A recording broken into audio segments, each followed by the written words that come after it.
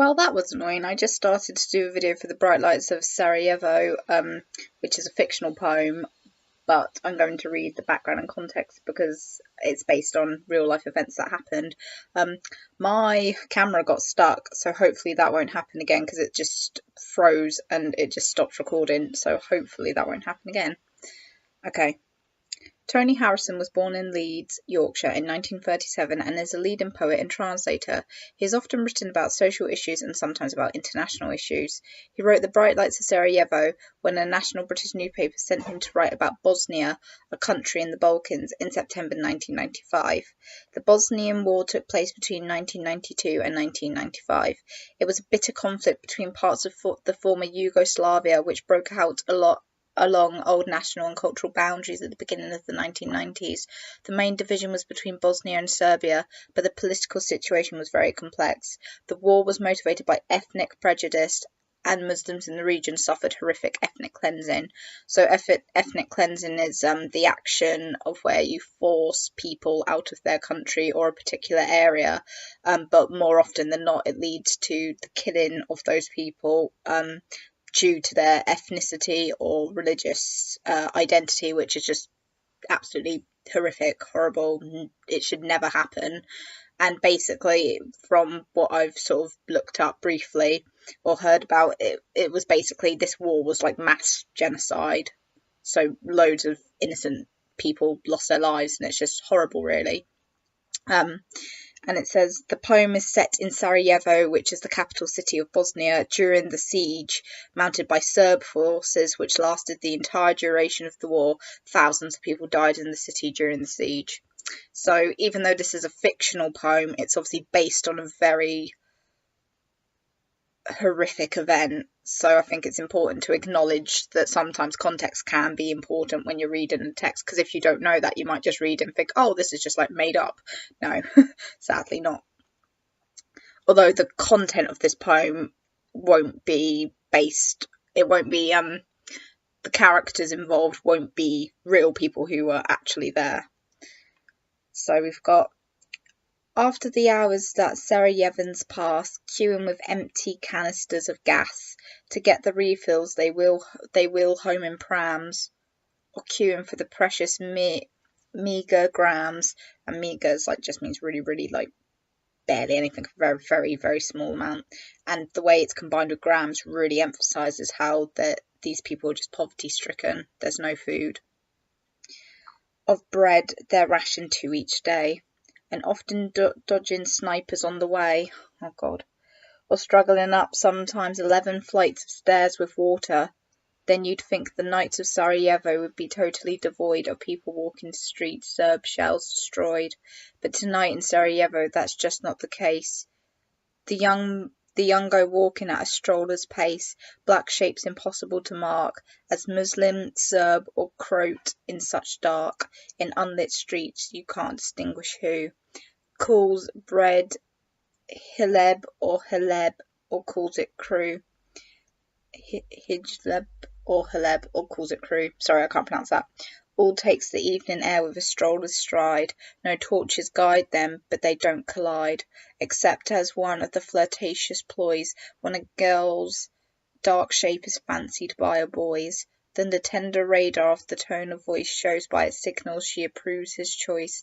Then match your lighter to a cigarette, to check in her eyes if he's made progress yet. And I see a pair who've certainly progressed beyond the tone of voice and match lip flare test, and he's about, I think, to take a hand and lead her away from where they stand. Oh, that's a really powerful poem. I'm just going to check quickly.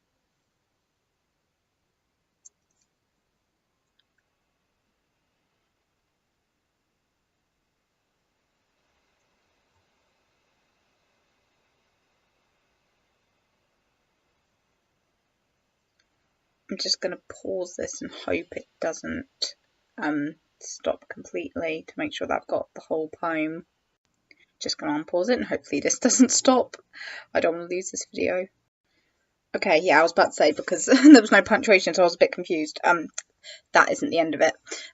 On two shells scars where, in 1992, Serb mortars massacred the bread shop queue and blood-dunked crusts of shredded bread lay on this pavement with the broken dead, and at their feet in holes made by the mortar that caused the massacre, now full of water from the rain that's poured down half the day, though now even the smallest clouds have cleared away, leaving the Sarajevo star-filled evening sky ideally bright and clear for the bomber's eye.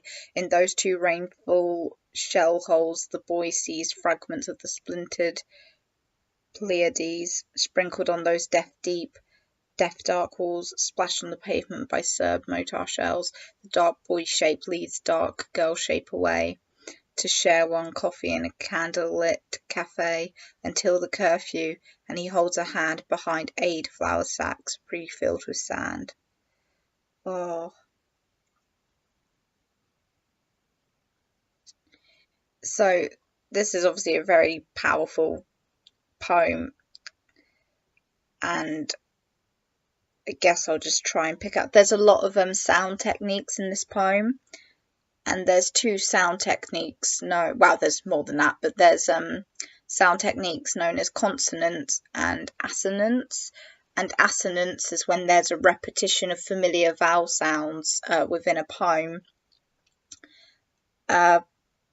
So it could be a repetition of a particular one. So, for example, in the line, or queuing for the precious meager grams, that's like a repetition. There's a lot of assonance in that line because it's like the repetition of the E sounds, and it makes it sound very or the one with queuing with empty canisters of gas, like that, the repetition of the vowels E and U and A, like, because you've got canisters, gas, empty, queuing. It makes it sound very soft, and it's very it almost makes it emphasizes the way you have to phonetically say it. It makes it very it reflects the line very powerfully. I feel like queuing with empty canisters of gas. It's very soft. It sounds empty. The actual line itself physically represents what it's talking about just through the sound. The sound is light. It's not heavy. So because the way we have to say it is very light, it really emphasizes and draws the reader's attention to they have no gas for their vehicles. They have, or even light, they have nothing basically. And kind of the juxtaposition of how prams, usually you would expect to see a baby in prams, but they're using prams to push along refills, to get the refills they will home in prams. And kind of like rhyme is very important in poem. If two words rhyme, you can say so much about rhyme. And obviously it's a couplet because it occurs at the end of the line, but you've got prams and grams, and you could, like, those two rhyming words are connected together and they're completely juxtaposed. I mean, prams, traditionally you would think about family, you'd think about babies, all that sort of joyous, happy, like a happy event in someone's life, and yet it's been coupled with grams. They have literally nothing to eat. So that's a very sort of stark contrast that they've made. Of bread they're rationed two each day, and often dodging snipers on the way. So day and way, and it's like that juxtaposition of how, dodging snipers. And it's almost like, it's interesting how they use the verb dodging, because dodging sounds quite playful, but they're dodging snipers, and that's kind of, it makes it almost even more shocking to read that line, because dodging is quite a sort of like, oh yeah, you dodge when you're, like, you would imagine children like playing and dodging and stuff like that, but they're dodging snipers on the way, and it's almost like the way it's just sort of the tone is very sort of blasé, which sort of means like, oh, it's just like a throwaway, like, oh yeah, I went to the shop today and I dodged a sniper. It's like, it doesn't match. So things that stand out like that are really important to draw attention to or analyse if it's relevant to your question.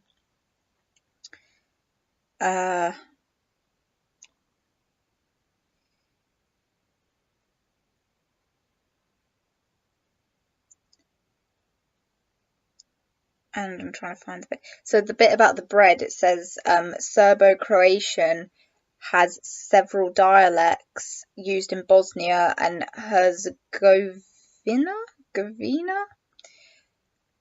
I apologise if I'm mispronouncing any of these. I've never seen these words in my entire life.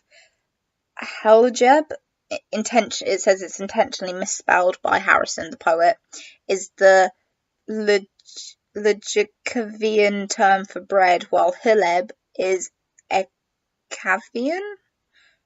Crew or Kra, I don't know how you pronounce it, is the term for bread in Croatian. So it's kind of showing like there's this clash of like there's a lot of tension between all these different cultures, and they're all sort of compressed together in this poem. And actually that's what's really interesting about this poem. It's not written in stanzas, so that means there's no line breaks. It's just one continuous long poem with obviously end stop lines, and you can punctuation in poetry is really important, but I don't know if I'll have time to really unpick it for you. But it's written in a continuous passage, which kind of, when you think about what this poem is based on, and you think about the cultural conflict and the tension and the kind of the oppression, it's all compacted into this one poem. There's no break, there's no respite from this war. And kind of going back to my idea earlier on about how dodging is quite a playful word, later on we have the girl and flirtatious ploys. That's like a sort of a ploy could be seen, well, a ploy is quite sort of it's like a plan or action used to gain an advantage of over someone, or to gain an advantage of some type. But because it's flirtatious, you could almost say that it's quite a playful ploy. And it's interesting, actually, you could talk about the juxtaposition, how there's actually some really beautiful lines in this poem that are really powerful, and it doesn't quite match up with the setting. So it's like there's this romance going on, this backdrop of this horrendous war, or even the aftermath of this war, or this continuous war that's still going on, I'm guessing because of all the motor shells and everything. But it's like there's still this romance blossoming. So it's really interesting when you think about the setting in contrast to the actual content of the poem. And how they kind of use like war terminology or things you would associate with war, like a radar, like a warning alarm system, then the tender radar of the tone of voice. So that's almost like a metaphorical way of describing the voice. Shows by its signals she approves his choice. And there's just lots of juxtapositions you could highlight, like blood-dunked crust of shredded bread. You wouldn't usually think about dunking bread in blood, but it's that kind of idea that Serb motards massacred the bread shop queue, and blood-dunked crust of shredded bread lay on this pavement with the broken dead. It's just so powerful, bread and dead, and it's really interesting when rhyme is used in an unconventional way. Like, you wouldn't associate bread to be rhymed with dead. And kind of like almost like the comparison they make of how this shredded bread is next to these bodies, and like they're next to each other, where it talks about shredded bread lay on this pavement with the broken dead. It's kind of like almost making a kind of statement that these innocent lives that have just been massacred, it's like such a waste, and yet there's just no respect, and it's like they've been killed and they're next to these like crusts of bread, and it's just sort of like it's a very powerful image. So imagery is very important in poetry.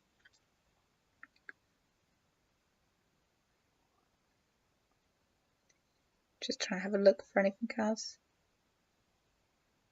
Oh, and that kind of idea, like the bright lights of Sarajevo. If you don't know what this poem is about, the bright lights sounds quite almost beautiful or romantic, but actually the bright lights are coming from bombs, like exploding, and mortar shells and gunfire and all those types of sort of terrifying things. And it's like a real juxtaposition. There's a lot of it's a very cleverly constructed poem. There's a lot of poetic lines that sound very romantic, but when you dig deeper, they're actually really horrendous in terms of the actual what they're about, like the context of it.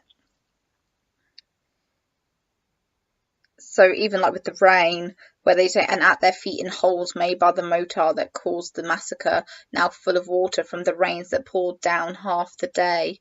Though now even the smallest clouds have cleared away. So you'd think, oh, that's quite an optimistic, like the clouds are parting, like the sun's going to come out. But then it's like leaving the Sarajevo star-filled evening sky, ideally bright and clear for the bomber's eye. So even that, like like that's such a traditional romantic setting, like having a star-filled sky, and yet no, it's like this is ideally bright and clear for the bomber's eye. It's just it plays with the idea of romantic imagery. It really changes it. And like a well is something you would often associate with fairy tale stories, but we've got sprinkled on those deep, dark wells, splashed on the pavement by Serb mortar shells. So the fact they like, I don't know if that's meant to be like the puddles or the holes that have been created by the mortar shells, but the way they're describing it is dark wells, like you would usually associate wells with something out of a fairy tale. So it's really interesting, this poem. There's probably so much to talk about. And there was one other bit, but I don't want to risk pausing my camera again in case it stops. But it says something about with the aid flower sacks. It says humanitarian aid is something conflict sites. Apparently there's irony. Oh, well, actually, yeah, refilled with sand. Yeah, so the irony, so humanitarian aid is trying to get through, but the irony that aid flower sacks, so the very little food that they have, once that's been used up, those same bags are refilled with sand to obviously use as like barricades against like mortar and sniper bullets and stuff like that. But anyway, if you have any questions, feel free to comment below, and I may be able to try and make another video today. Sorry, this one's a bit more rushed than the others, but I don't want to risk my camera going off again. Bye.